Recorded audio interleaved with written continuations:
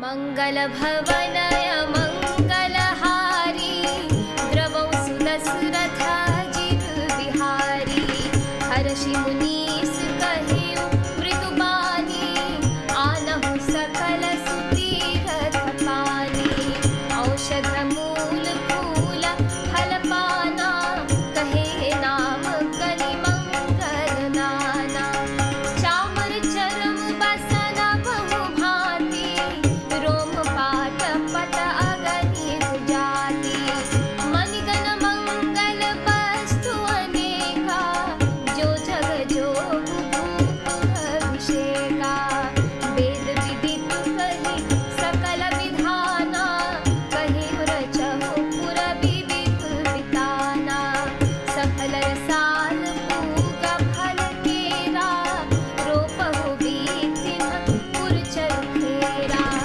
रचहु मंजुमणि चौखे चारू कहहु बना बन बेगी बजारू पूजहु गणपति पुर कुल देवा सब विधि करहु भूमि सुर सेवा मंगल भवनय मंगलहारी द्रवौ सुदशरथाजित बिहारी ध्वज पताक तोरण कलश सजहु तुरग रथ नाग सिर धरि मुनि वर बचन सबु निज निज काजहि लाग मंगल भवनय मंगलहारी द्रवौ सुदशरथाजित बिहारी जो मुनीस जेहि आयसु दीन्हा सो तेहि काजु प्रथम जरु कीन्हा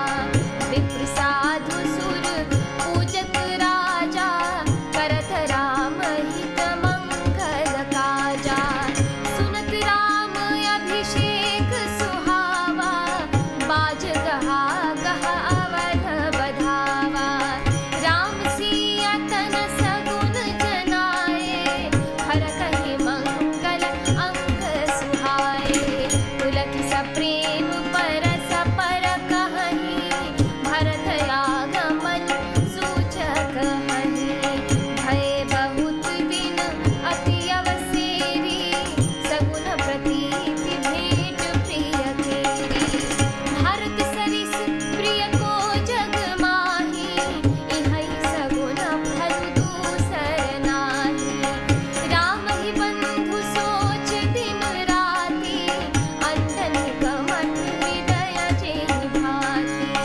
मंगल भवनय मंगलहारी द्रवौ सुदशरथाजित बिहारी एहि अवसर मंगल परम सुनि रहस्य उर निवासु शोभत लखि बिरु बढ़त जनु बारिधि बीच बिलासु मंगल भवनय मंगलहारी द्रवौ सुदशरथाजित बिहारी।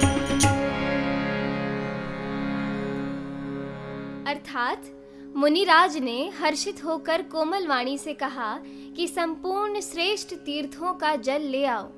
फिर उन्होंने औषधि मूल फूल फल और पत्र आदि अनेकों मांगलिक वस्तुओं के नाम गिनकर बताएं।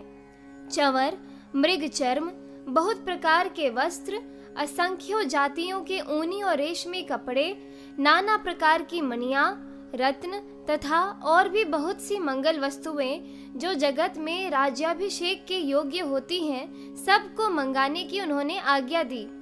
मुनि ने वेदों में कहा हुआ सब विधान बताकर कहा नगर में बहुत से मंडप यानी चंदोवे सजाओ फलों समेत आम सुपारी और केले के वृक्ष नगर की गलियों में चारों ओर रोप दो सुंदर मणियों के मनोहर चौक पुरवाओ और बाजार को तुरंत सजाने के लिए कह दो। श्री गणेश जी गुरु और कुल देवता की पूजा करो और भूदेव ब्राह्मणों की सब प्रकार से सेवा करो। ध्वजा पताका तोरण कलश घोड़े रथ और हाथी सबको सजाओ। मुनि श्रेष्ठ वशिष्ठ जी के वचनों को शिरोधार्य करके सब लोग अपने अपने काम में लग गए। मुनीश्वर ने जिसको जिस काम के लिए आज्ञा दी उसने वह काम इतनी शीघ्रता से कर डाला कि मानो पहले से ही कर रखा था। राजा, ब्राह्मण, साधु और देवताओं को पूज रहे हैं और श्री रामचंद्र जी के लिए सब मंगल कार्य कर रहे हैं। श्री रामचंद्र जी के राज्याभिषेक की सुहावनी खबर सुनते ही अवध भर में बड़ी धूम से बधावे बजने लगे। श्री रामचंद्र जी और सीता जी के शरीर में भी शुभ शकुन सूचित हुए। उनके सुंदर मंगल अंग फड़कने लगे। पुलकित होकर वे दोनों प्रेम सहित एक दूसरे से कहते हैं कि ये सब शकुन भरत के आने की सूचना देने वाले हैं।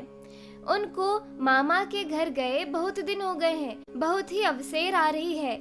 शकुनों से प्रिय भरत के मिलने का विश्वास होता है और भरत के समान जगत में हमें कौन प्यारा है। शकुन का बस यही फल है, दूसरा नहीं। श्री रामचंद्र जी को अपने भाई भरत का दिन रात ऐसा सोच रहता है जैसा कछुए का हृदय अंडों में रहता है। इसी समय यह परम मंगल समाचार सुनकर सारा रनिवास हर्षित हो उठा। जैसे चंद्रमा को बढ़ते देखकर समुद्र में लहरों का विलास आनंद सुशोभित होता है। इस एपिसोड में इतना ही। आगे की कथा सुनने के लिए कृपया मेरे इस YouTube चैनल को जरूर सब्सक्राइब करें। जय सिया राम।